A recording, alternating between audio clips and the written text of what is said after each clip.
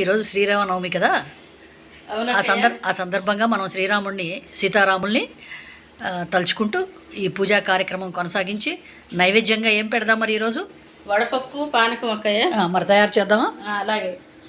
ముందుగా బెల్లం తరుక్కోవాలి.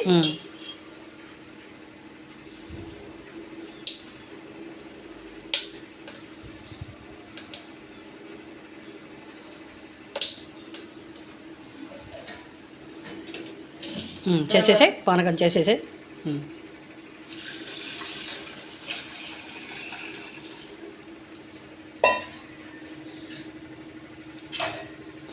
ఒకసారి దీన్ని ఈ నలకలు అవి బెల్లంలో ఎక్కువగా ఉంటాయి కదా, అవి లేకుండా వడపోసుకుందాం.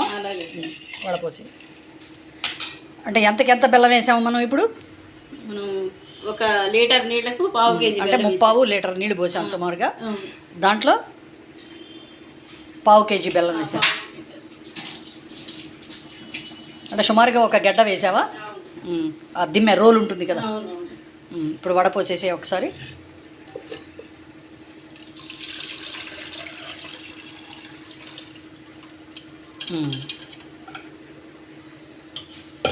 పానకం రెడీ అయింది. వడపప్పు కూడా రెడీ చేయమ్మా.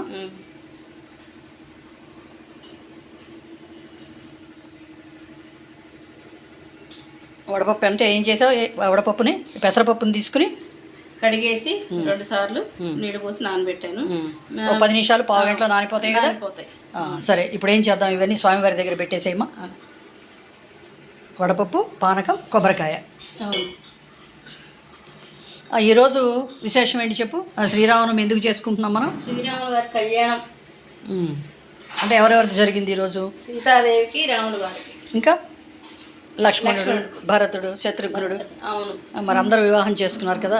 అంటే వాళ్ళ కుటుంబం అంతా ఈరోజు పండగ అనమాట. కాబట్టి మనం కూడా ఈరోజు పండగ చేసుకుంటూ ఆ రాముల వారు చూపించినటువంటి మార్గంలో నడవాలి. ఒట్టి పూజ చేసుకోవడం కాదు. ఆ స్వామిని తలుచుకుంటూ ఆయన ఏ ధర్మ మార్గంలో అయితే నడిచారో అదే ధర్మ మార్గంలో మనం కూడా నడవడానికి ప్రయత్నం చేద్దాము మరి. చేద్దాం తప్పకుండా. జై శ్రీరామ్. జై శ్రీరామ్.